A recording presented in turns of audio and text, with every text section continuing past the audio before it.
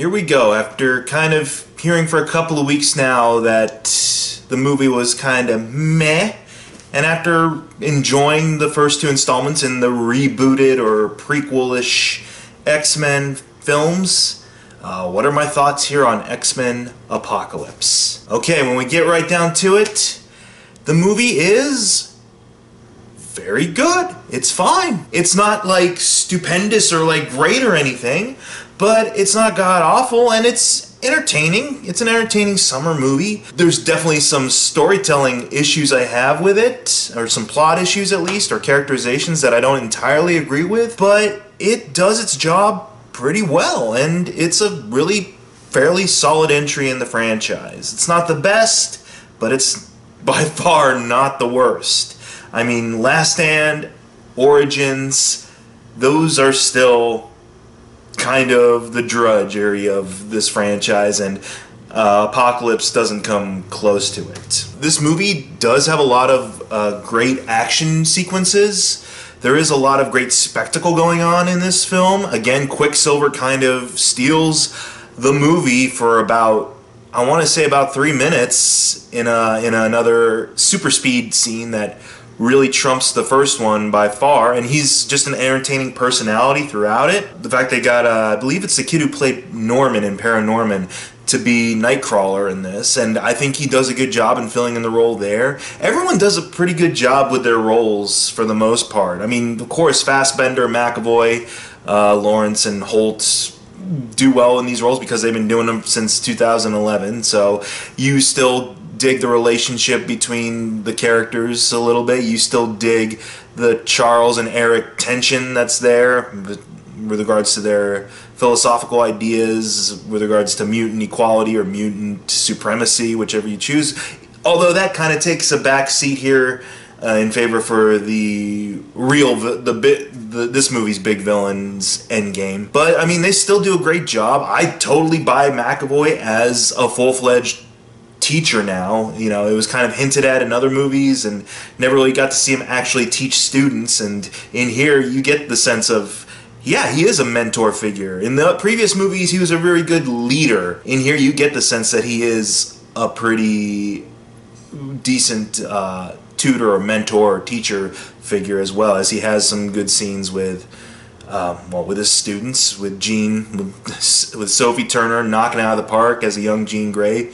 Between this and her really, you know, nutting up as Sansa in Game of Thrones, like, I look forward to badass Sophie Turner roles. Ty Sheridan does a good job as young Cyclops. I've liked this kid since I saw him in Mud. He does a good job with what this movie universe's version of Cyclops is. I don't feel like it's fully realized Cyclops. Of course, he's a younger version, but at the same time, this movie franchise has never really gone out of its way to really characterize Cyclops. So he does good with what he has in this script, and by far it's the most in-depth we've gotten into that character. Not to knock James Marsden's take on the character, but there was not really much to him in those movies because those were very Wolverine-centric movies. Wolverine, Hugh Jackman shows up for 2 minutes to grunt and hack his way through about 50 or 60 people, which is always welcome, but thankfully his presence is very minimal. It's that one scene and then he's done, and I believe the post-credits thing is setting up something for his solo movie down the line. I believe that's a nod to Mr. Sinister. It was definitely the post-credits Thanos moment where pretty much everyone who isn't really in the know in the X-Men universe is kind of saying to their friend, what does that mean? That's kind of what I had going for me for a couple seconds, and then I'm like, I think that's Mr. Sinister's surname, I'm not really sure. Fassbender got the biggest emotional resonance out of me in this film, by far, with the scenes he had. The scene where basically Magneto's been in hiding since events of the previous movie and lives in Poland under an assumed identity and has a wife and daughter now, and his daughter has mutant powers. At first she can like talk to the animals, apparently. She's Dr. Dolittle. That's a mutant power, apparently. But it's a really kind of, he has a really quiet and sweet scene with her, and talking, like he's sharing a Hebrew melody, I believe, that his mom shared with him before she was taken away into Auschwitz, and he's saying it's like, one day you'll teach your kids this. And as soon as he said that, I'm like, oh no. Oh no, they're gonna John Wick the kid, aren't they? But that scene definitely, it got me a little misty-eyed, and Fassbender does sell his grief very, very well. And so I can buy that his character, after a decade or so of living in peace and harmony and seclusion, after suffering such a huge loss, would be tempted to not be vengeful necessarily, because I wouldn't display Magneto so much as vengeful, but he's just completely just shut down. He's just like, yep, this is what needs to be done. I mean, there is vengeance in there, but it's not like the previous versions where he's bloodthirsty or he's like hell-bent on destroying people. Like he's very much just accepting of his role in Apocalypse's plan for cleansing the Earth, and just goes about it very numbly, if that makes any sense. Like, I didn't get angry Lensher in this from Fassbender. I got very kind of just defeated and numbed up Lensher. Now, on to a couple of things that I feel it didn't detract from my viewing experience of the movie at all. And like I said, this movie is perfectly fine. It's not the strongest of these films, but it does its job pretty well. But there were a couple of things that did kind of not annoy me, but I made note of them enough that it kind of took me out of the viewing experience for a moment. I love Oscar Isaac.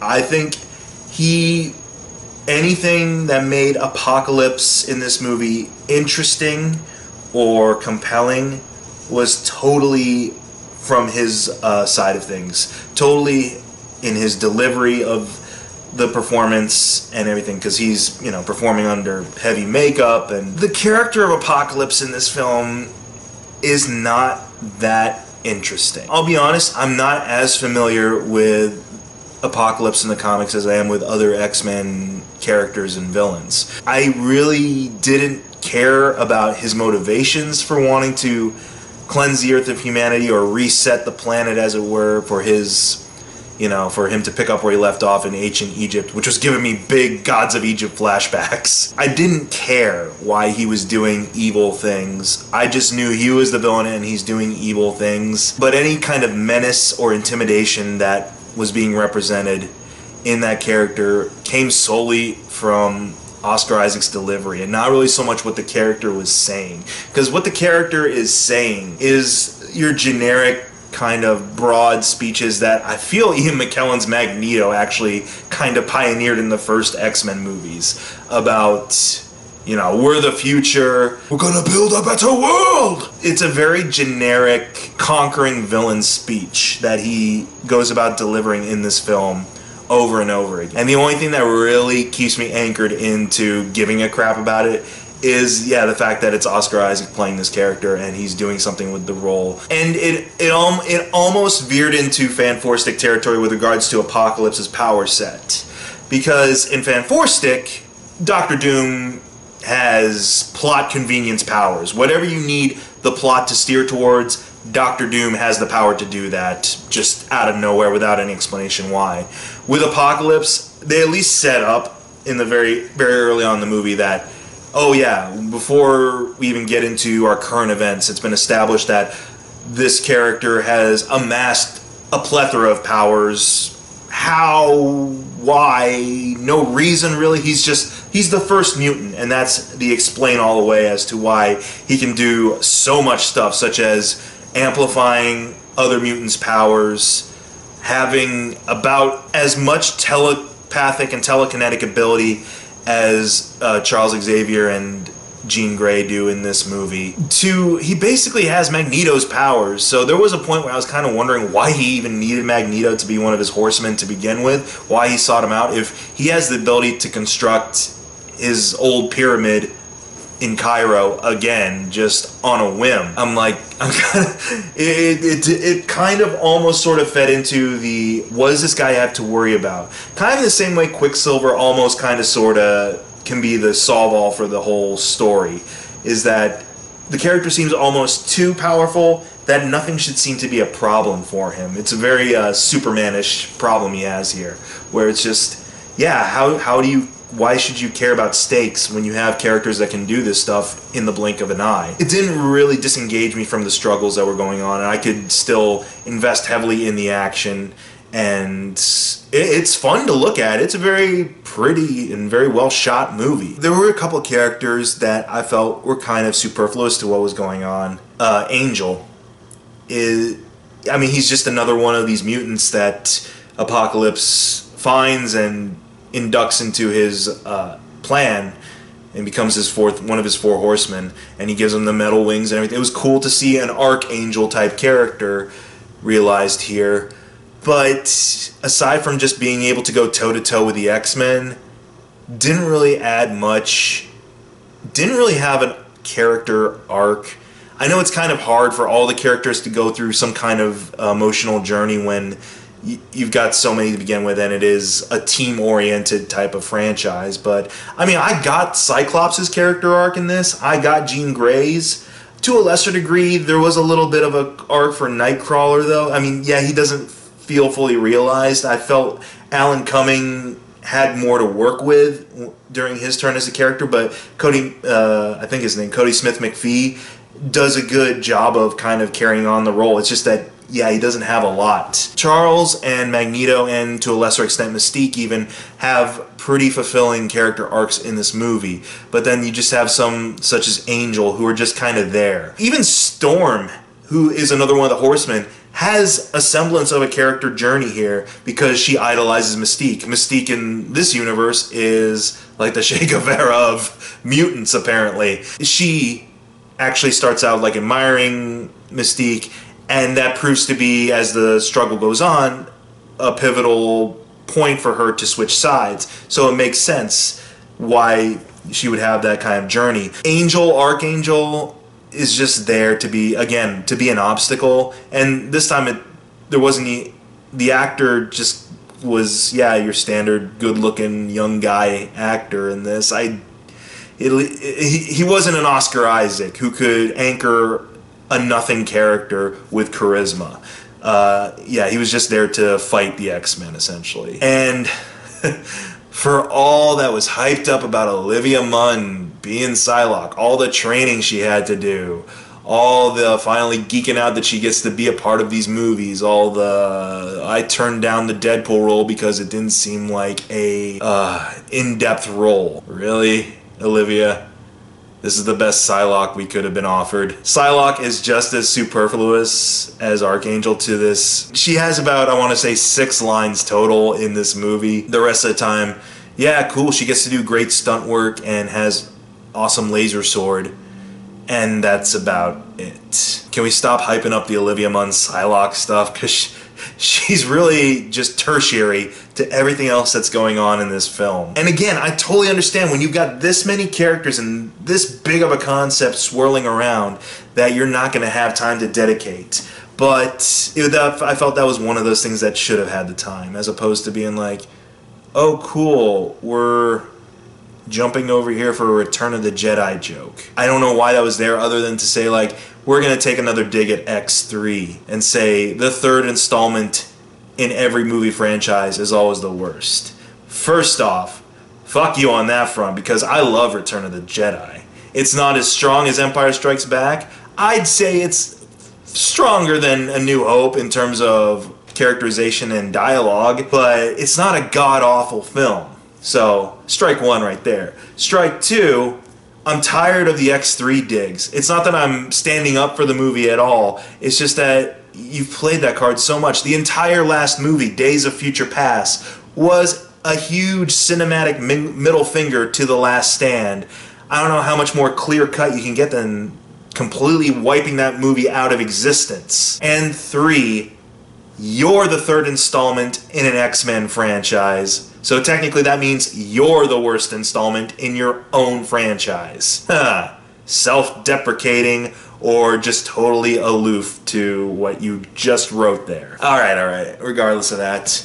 My final kind of issue, I guess, I took with the film was Rose Byrne as Moira McTaggart. And yeah, she was in X-Men First Class, and I enjoyed her in that just fine, but her character is completely non-essential to what goes on in this movie. The only way, okay, well, I take that back. The only thing she contributes to this film is that pretty much it's her fault that shit goes bad.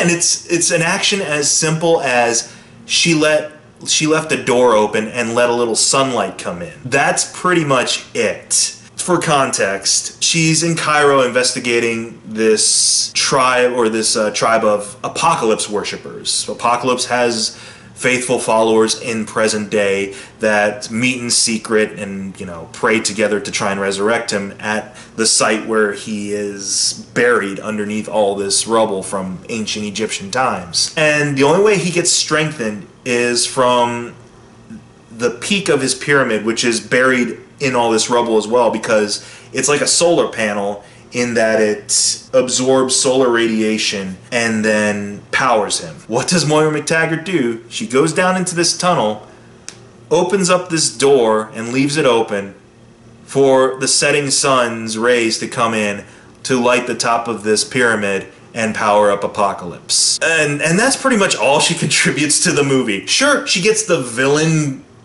re-energized and up and running by accident, but you could have had any other character do that. You could have had one of the followers do that.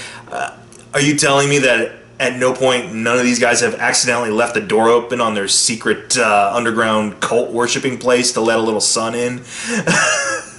So you could have had one of them do it by accident. You could have had some other way for that thing to charge up and charge him up. That's all her character really contributes to the movie. The rest of it, Charles goes to visit her, and if you remember First Class, you remember that he wiped her mind of the events of that movie. So I guess this constitutes as them meeting for the first time, even though she's gone on adventures with him before. Their romantic involvement never goes anywhere, except at the very end he just reminds her about all the events of the first movie, First Class, and that's where they kind of leave it. She doesn't really add much to the team solving anything. She's just sitting co-pilot with Beast on the jet. She's just captured with all the other mutants by the Weapon X people for a while. I'm really looking back through this trying to think, what exactly did she do other than tell Charles her theory on who Apocalypse was? Because either way, he was going to find out who Apocalypse was, because he ended up having mental contact with the guy. And it has nothing to do with her investigation at all. He's looking for Magneto at this point, which has nothing to do with what she's researching. Mystique comes back and tells him Magneto's resurfaced, and so he goes looking in Cerebro for him, and that's how he makes mental contact with Apocalypse. So Moira McTaggart's whole thing could have been completely excised from the movie, and you could have dedicated a little bit more time to the young X-Men. You could have dedicated a little bit more time to the brother dynamic between the Summers kids. More character for Nightcrawler. More character for Jean Grey. Like I said, for a majority of these characters, what's really kind of anchoring me in them is the actors and their performance. It has nothing to do with plot. And I feel that makes this, while still an enjoyable movie, the most hollow, I feel, of the Singer X films, at least. Because, don't get me wrong, X-Men Origins Wolverine is a worse movie by far with regards to acting, effects, plot, action. By far, yeah, that's a worse movie. X3, I'd say on the effects, action, and plot side of things, it's a worse movie, because you still got great actors in some of these roles. All the Singer films, I feel this one lacks a certain amount of heart that the others had in favor of just going bigger. But the thing is, too, is that when they go bigger, they still don't go crazier, if that makes any sense. They're still playing it very dead serious, which makes some what should be extremely serious moments in this movie kind of funny. For starters, this movie should have been an R. Holy shit, a lot of gruesome death happens in this movie. You got Magneto slicing Polish cops' throats open with his little locket of his metal locket that contains his parents' pictures in it after he loses his family. He just goes about slicing all these fuckers' throats with that little locket. You've got Apocalypse in the beginning of this, and his followers vaporizing people in a very messy way, like just blasting people with energy beams that rips skin and muscle and all sorts of tissue off of skeletons. You've got people getting squashed left and right by collapsing pyramid chunks, and not like, oh my gosh, they look up and then you see the zoom in on the rock falling on them and that's it. No, you see people get flat out splat, like limbs just like flailing from the bottom of rocks. Oh man, Wolverine's kill count in this is kind of gruesome. Blood sprays everywhere. Apocalypse decapitates a couple of people with dust somehow. I mean, for Wolverine, I kind of get the bloody factor in his movies, but even then, X-Men Origins Wolverine is fairly bloodless. The Wolverine has a decent amount of gruesome violence in it, but not overboard. But here, holy shit. But then when it comes to Apocalypse leveling cities, there's not an innocent bystander to be found anywhere. For even for the X-Men to just save, you know, show Nightcrawler teleporting some people out of danger. Show, you know, Jean Grey telekinetically lifting rubble to rescue some people a little bit. I'm not saying that has to be the focus, but I got the sense that Cairo is the most deserted city in the world because all that's there is rubble, a giant-ass pyramid, and the X-Men fighting this one big blue dude. One last thing, the Mystique factor. Because they go way out of their way to keep reminding you that Mystique is a hero. Even though in the movie she's vehemently saying, I'm not a hero, I just do what needs to be done. Everyone idolizes Mystique. Everyone sees her as this role model. Again, I don't know if it's my own bias playing into it, saying like, I'm not entirely happy with the route they've taken with the Mystique character in the films. I kind of like her to be a little bit more vague with regards to her allegiances. It was almost there in Days of Future Past, where she was towing the line between good and evil, and she wasn't definitively putting a foot in either camp. Here, she's all-out Saint Mystique for every mutant out there, apparently. And I was getting kind of tired of it, because of the fact all it was me kind of feeling like that was a mandate from either the studio or Jennifer Lawrence saying, I don't want to play a villain. I don't want to play an outright villain.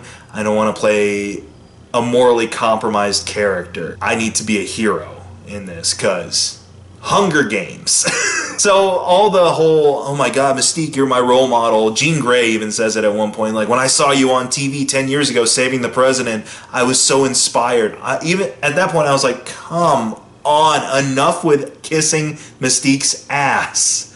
I get it. I mean, you can have her play a hero here, but I would have preferred the character, I guess, to just be a little bit more, again, a little not as definitive with regards to good or evil. So, okay, that's enough about griping about that. Overall, the movie's fun.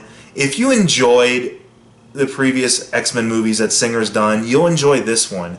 I'd say you can go check it out. I went for a matinee price. I'd say that would be good enough. Maybe just get a standard screening. The 3D really didn't do much for me. There was one or two times where like the golden energy of Apocalypse's re-energizing or transference platform looked kind of cool, and there's a close-up of bees moving in slow motion at the beginning of Quicksilver's thing. But other than that, there's really no necessity for 3D.